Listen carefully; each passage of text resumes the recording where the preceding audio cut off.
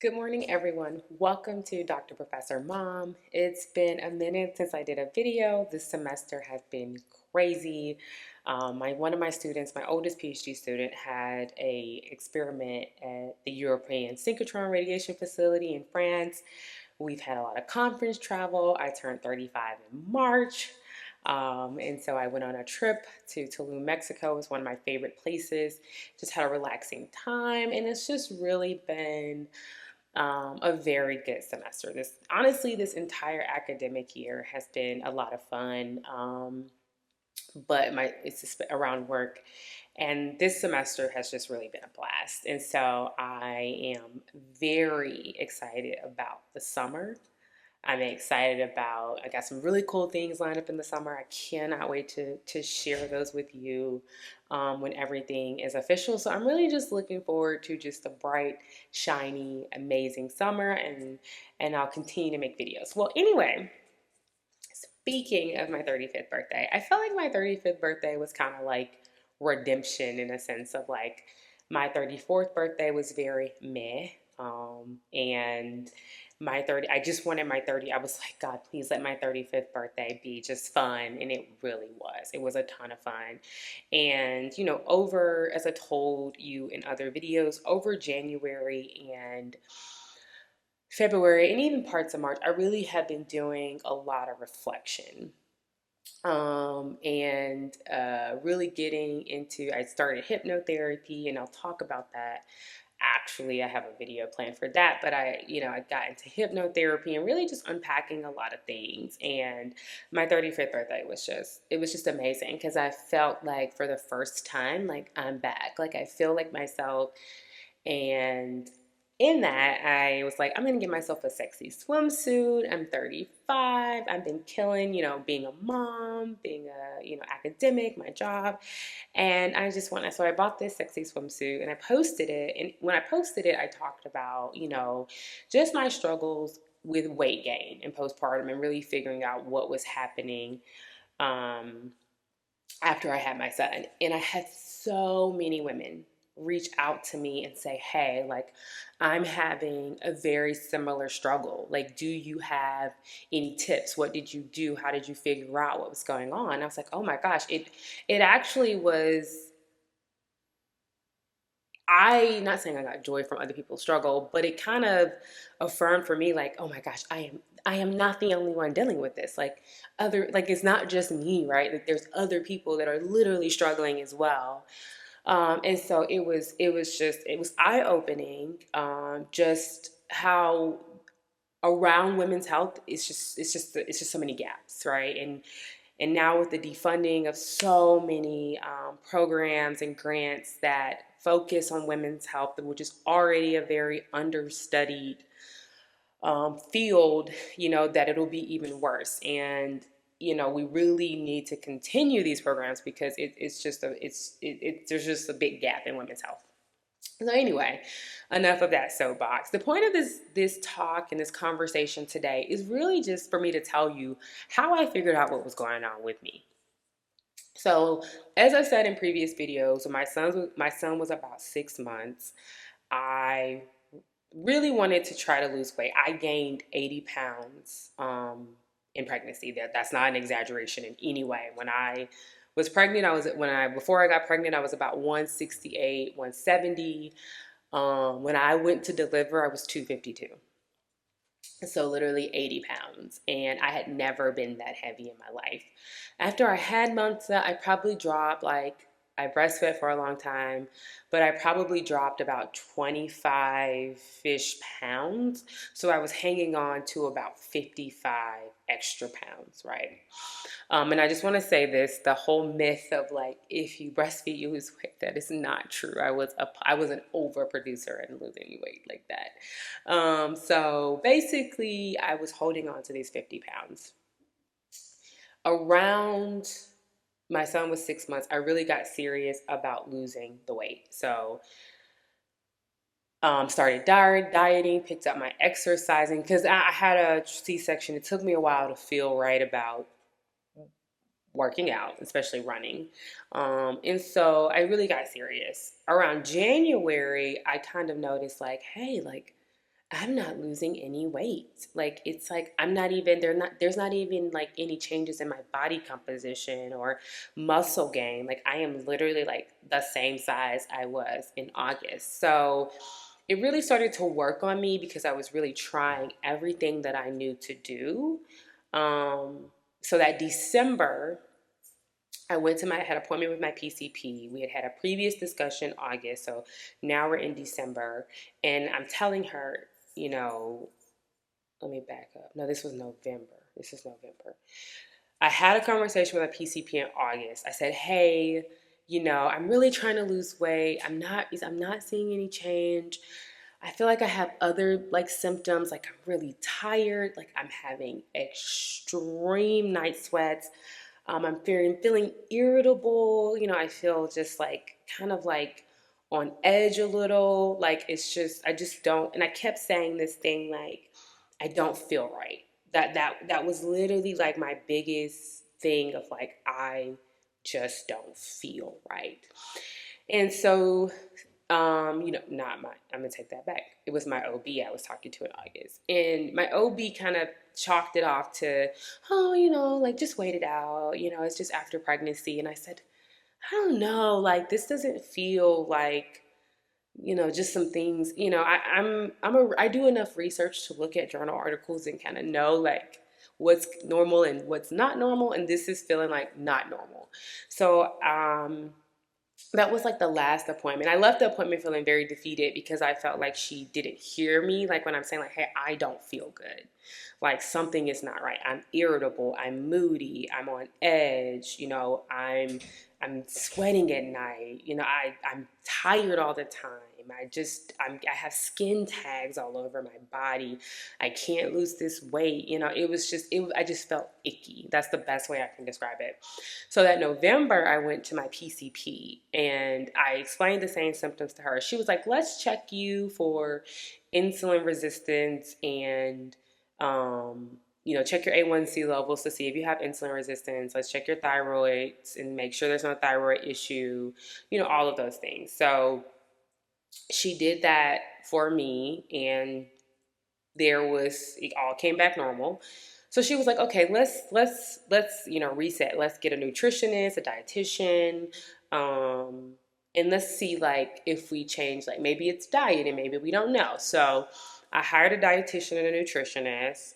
I started working, really working out more, doing more, just trying to like amp up my working out. I was working out like 5-6 days a week. Had on this pretty strict diet with the diet, nutritionist went over everything, all those things, weighing your food, which is like the most annoying thing. Like I literally was having to weigh my food. My mom would be like, oh my gosh, are you going to weigh every piece of meat? And like, we went and got a sandwich one day. I was like, well, yeah, I am, because this is what I have to do. So I was weighing my food, all of these things, like making sure, I sit a lot in my office. So making sure I, got up and took a walk around campus, that I wasn't, sitting for long periods of time. So by January, nothing had changed. So my PCP was like, I went to her in March, and I'll never forget that appointment because when I went in, she was like, your heart rate like is very like low. Like I'm gonna have to get the old school way of checking that. So she literally she could barely feel it, so she had to do it like the old school way. And I still had all these skin tags. I wasn't feeling good. That March, I started getting like eye pain, like excruciating eye pain. I ended up having to go to an ophthalmologist. They gave me these eye drops, and he was like, it should get better. If it doesn't get better, like come back. It didn't get better. So I was like using these eye drops. He was trying to figure out why I had so much eye pain. It was just ridiculous. So I went back to, I'm still having the same symptoms, like I'm on edge. So my PCP is like, you might just have postpartum rage, you might have postpartum anxiety. And I'm like, that's true, I could, but I just don't feel, the only thing I could keep saying was, I don't feel well. Like, I don't feel well at all. And it's starting, at this point, it's really starting to weigh on me. Like, it's not even like, I don't feel good, I want to figure out, but I'm so good. It's like, it's really starting to get to me now because I'm feeling like nothing that I am doing at this point is really working. So I'm feeling a little defeated. I don't really know what else to do.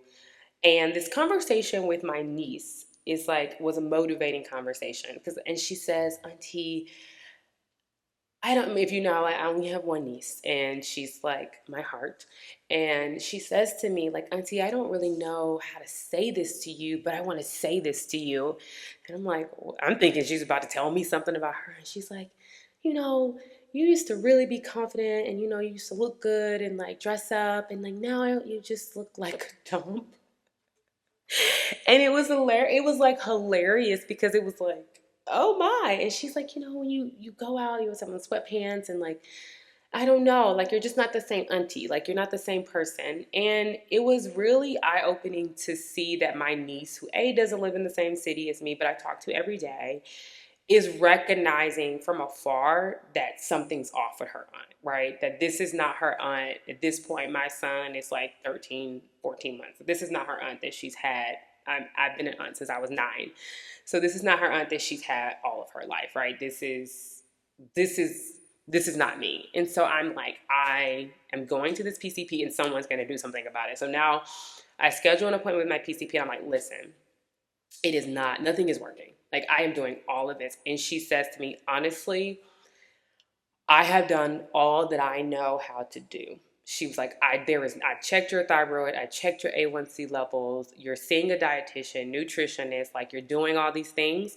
She was like, you're going to have to go see someone who specializes in women's health postpartum in weight management. And I'm like, we have that? She was like, yes, Ohio State has an office that specifically focuses on women's health. And there's a few doctors in there that not only do they focus on women's health, but they focus on how women's health, how weight gain and health is different for different groups of people, right? So I learned so much about how Black people gain weight, Asian, everything. And so of course, the office is like, slam packed and that you have to wait a while for an appointment. So when I finally went to see Dr. Sarah Swat in the women's health here at OSU, I'm explaining my symptoms and she's like the first person that says, oh, it sounds like you might have insulin resistance. She said, it sounds like you may have some like hormonal imbalance. And I was like, well, they checked my A1C level and they said it was fine. And she said, well, that's not the only way to diagnose insulin resistance. And that's when she starts to tell me that it's actually a condition that's actually very difficult to diagnose, right? And I remember going, what? Like, what do you mean? Like, she's like, yeah, she's like, it's very hard to diagnose. A1C is only a part of the story. It could be other things. So having skin tags is a symptom of insulin resistance. Darkening of the skin, especially like your armpits, your neck, eye pain, there's so many other things that are symptoms of insulin resistance. And she was like, and based off what you're saying, you have a lot of those symptoms. So she was like, so I'm thinking there may be a little insulin resistance there. So if you're not familiar with insulin resistance and what it means, it actually means you're pre-diabetic. So if you eat something, the body will send out insulin to lower your sugar levels. In an insulin resistance person, it's like the body doesn't send any insulin. And so the sugar over time builds up in your bloodstream and the sugar eventually is stored as fat. And so that's why you have like unexplained weight gain, right? Because you have all this sugar buildup in your body that's being converted to fat. So when she said that to me, I was like, oh, are you kidding me? Like, what? So now we're on this insulin resistance. So I'm telling her about like the night sweats and it's actually getting worse. And, we talk about like the slow heartbeat that I was having. Of course, the weight gain, the numbness. I used to have like this numbness and tingling in my hands, like, and just feeling very off, feeling like I said to you, like very much not like myself, right? Like feeling like just feeling irritable, feeling moody, feeling like being very anxious, just again, just not feeling right. And then she said, let's just look at your hormone levels, which that is not a hormonal panel. It's not easy. It takes months to figure out like what's your baseline. So she referred me to an endocrinologist. So that's the person who checks to make sure that your hormones and or those things are out of whack. They're fine. That took months to figure out, like several months to figure out. Basically, I did have a hormonal imbalance, and I had to go on hormone replacement therapy. And immediately, I felt better. I started to feel, not 100%, but I felt like every month I was feeling physically better. Like I was feeling better. Once I started figuring out the insulin resistance, I started taking medication for it. The skin tag started to go away. Like my eye pain went away. And then I also want to add this. I started working with a trainer who like focuses on women and K-Zone Fitness here in Columbus, Ohio. And it's more strength training. I learned that, when you're over 30, you should be doing, I'm a big runner, right? So I should be doing more strength training. So really ramping up strength training. We got on a diet. She put me, Keisha, and I'm going to have Keisha on Dr. Professor Mom because she's amazing, and I think people should just know about the amazing work she's doing to really transform people's lives, especially women who I think are very overlooked in the health space. And again, with this funding climate, I'm nervous that it's going to get even worse, and we need that research. We need to know, right? We don't want people feeling bad and feeling helpless like I did for a while. And like I've learned so many other people do. So I was put on a diet that was pretty much protein heavy. And if you want the diet, I am happy to share it with you, but it's a ton of protein. So I was still weighing my food, but it was a ton of protein. Very little carbs. I was only eating carbs, on the day that I was actually like doing like heavy strength training. And I was doing strength training about 5 days a week, but it was very protein heavy. So I had that diet. I started taking medication for insulin resistance. The diet was also based on reversing insulin resistance. So the diet was for someone with insulin resistance. And then I started hormonal replacement therapy as well. So, I'm just like the summer of literally like spring and summer and fall of 2024 was like wild because I was really trying to get my health back in order. I was trying to figure out what was wrong. Then I learned what was wrong. And then it was like, trying all these things, a lot of doctor's appointments. Thank God Ohio State has, a medical campus and you can just walk to the building to, on your lunch break or something to take, figure out what's going on. So lots of work. And I remember just feeling a ton better and it reflected. So my SCIs or our student evaluations that we have, I got like 5s in the fall when I had never gotten 5s. 5s are like the highest you can get.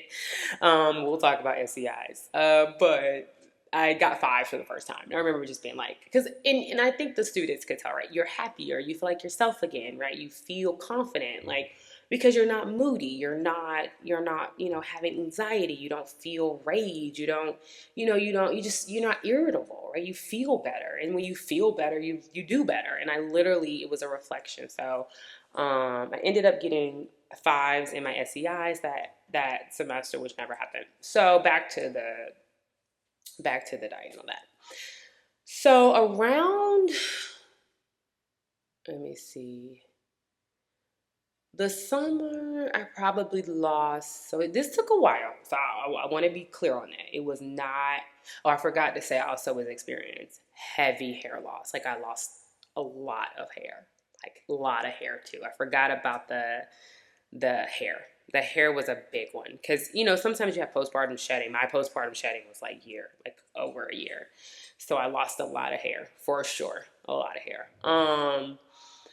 That started to change. Started to see less hair falling out. Like I said, the eye pain went away, and then so maybe around by August, I probably had lost like 10 pounds, which when I lost 10 pounds, I felt like gold because I had not lost a single pound in like, my son was at this point 18 months. So I had not lost a single pound. Anyway, I started to say, okay, this might be working. Like maybe these things are working. So I didn't start the hormonal replacement therapy until November. And then December, I started to see more weight loss. But when I really started to see the change was around the end of January. And by the end of January, listen, my goal was to lose 50 pounds, just the weight I had gained in pregnancy. That's all I wanted to do was lose the 55 pounds. So by the end of January, I was probably down like 35 pounds. I was probably like down another like 35. I was down like 35 pounds. And you would not believe how good I felt. Just not, it wasn't even like, because just to fit in your clothes again. Like to literally like put on something that you used to wear. My son at this point is 2 years old, 2 years ago, right? And it just felt good. It was a big like confidence boost. Like I felt amazing. I was like, okay, I'm starting to feel like myself again. And nothing was more freeing than the end of January. And then by the end of February, I was probably down like another, because I was averaging like a pound, pound and a half. So on a good week, like maybe 2 pounds, but mostly a pound, pound and a half a week. And so by the end of February, I was probably down another 5 pounds. So at that point, I was about 40 pounds down. And so yeah, that was pretty much that, right? So I'm happy to say like my insulin resistance is gone away, right? I still keep my diet. I don't take medication for it. I am almost at the end of my hormone replacement therapy, and I've never felt better. I've actually never felt better. I feel amazing. The point I want to make in this video is when you don't feel that it's right, and this is one of my and if there's doctors listening to this, like just one of my biggest issues and pet peeves in the whole process is when after you have a baby, everyone around you just says, oh, it's because you had a baby. Oh, this is how you feel after you have a baby. It's not right. Right. We need to have a scientific conversation, right? We need to say, no, actually, these are the things to look out for. If I would have known that skin tags, darkening of the skin, especially like your armpits, fatigue, extreme fatigue, especially after you eat carbs, excruciating eye pain. Me and my brother, like the only two people of my cousins who don't wear glasses. We have like perfect vision. I don't know how we're escaping this. My mom has terrible vision. My dad has terrible vision. And somehow me and my brother are just escaping it all. I have never in my life struggled with any eye situation. Why do I have eye pain? Like excruciating eye pain to the point where like I would have to close my eyes because I was getting like a serious headache. Another symptom I didn't talk about was insomnia. I had really, really bad insomnia, which is another sign that your hormones might be imbalanced. So, but what I started doing was I started writing down my symptoms, right? If I would have known that these things could be causes, then I would have challenged more, but I didn't know. When you go to the doctor, they check your A1C level and they tell you that, oh, your A1C level is perfect. You don't have insulin resistance. Your thyroid is perfect. There's no issue. It's just pregnant. It's just postpartum. If you feel off, keep challenging. And if you're going to one doctor and they're saying, like I said, my OB was very dismissive. She was very like, it's just that what happens after pregnancy, that type of stuff. She wasn't listening to me. And so, my PCP, what I really appreciate about her, Nurse Grace Gotchel at OSU East, is that she listened. And that meant so much to me, is that she actually listened. And when I said, this is not working, and she says, you know what, it's not working. This is all I know. But I know that there are people who are more equipped to answer these questions and to figure out what's wrong with you. And I always appreciated her listening and saying, I'm going to refer you out to somebody that I know can get to the bottom of this. I always really appreciated that. So that was one thing. And then afterwards, I ended up, finding a trainer, having a Black female trainer that really understands Black women, understands their body, understands how, they gain weight, what's going to be important for them losing weight.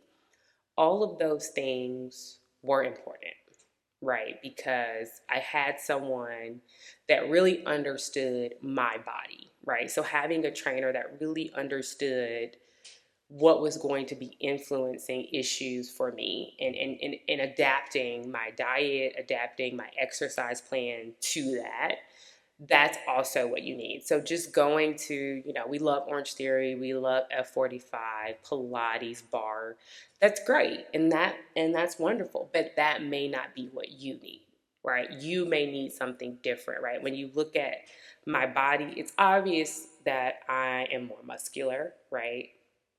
And so I needed a plan that was going to speak to that, right? That was going to help me. And I had so much muscle loss after having my son. So, building that back up, and me learning more that cardio is not going to answer, it's not going to be healthy. I need to build muscle, right? Especially since I'm holding on to so much fat. So again, having people who understand your body. So trainers are expensive. Trust me, I know.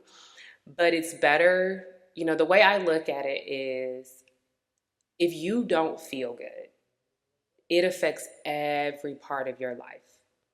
It affects everything about you. And I would rather spend money to help me and make me feel better so that I can go out in the world and be authentic and feel comfortable and feel confident than to say, well, and I'm not saying, of course, I know if you can't afford it, I get it 100%. I'm not saying that. But what I am saying is that there are so many YouTube videos of women, especially like women of color, I'm a woman of color, that kind of walk you through these things. And I would 100% encourage you to watch those videos, training videos, workout videos. I would 100% encourage you to do that, right? To watch videos and kind of step outside your comfort zone there. But I know for me, having someone that adapted, weight loss plans and diets and workout plans or exercise plans to me and what was going to be beneficial for me was very, very important. And so, like, a lot of people are like, oh my God, you have like abs. You have like a. So I want to be clear there. That is a genetic thing in a way. It's just shout out to my mom. But losing the fat off of them to show them was really all of the strength training, right? Like literally all of the strength training. So again, really spending, and it's hard in postpartum. I am a single mom, so I get like having time, not having time. Like I said, shout out to K-Zone, shout out to Keisha. She will let me bring my son. She would. And so, finding your community. And a lot of times, no offense to men, but women understand women, especially women who have had children.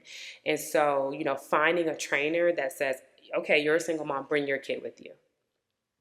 That's fine. So finding community, right? And being okay with that. And that you may have to ask for help or extra help. So, be there. I always say, just find the things and the people who are going to work for you. Well, I've talked about this for a while, but that's really the point of this video. It's just to kind of walk you through, what was happening with me I would strongly suggest finding a doctor that focuses on women's health, asking your PCP to refer you out. Like if you stay near a university, especially a university with a big medical campus, there has to be a women's health department. It just has to be. Like, and if you I will research it for you. Tell me where you are. But if you stay near a, a university hospital or medical campus, they have a women's health department, right? There's a lot of research that is starting to go into understanding women's health. I was having a conversation with a colleague who is in menopause and is trying to find a doctor who specializes in menopause, and says, you know that there are no doctors who specialize in menopause around here? And that's crazy, right? Because women have been going through menopause since the beginning of time. That's not new. So it's just a very, like, just again, it's very understudied, but there has to be somebody in your department who focuses on women's health. So I say that to say that, again, finding those people, finding your community, and putting your health first. Thank you so much. Thank you for listening to Dr. Professor Mom.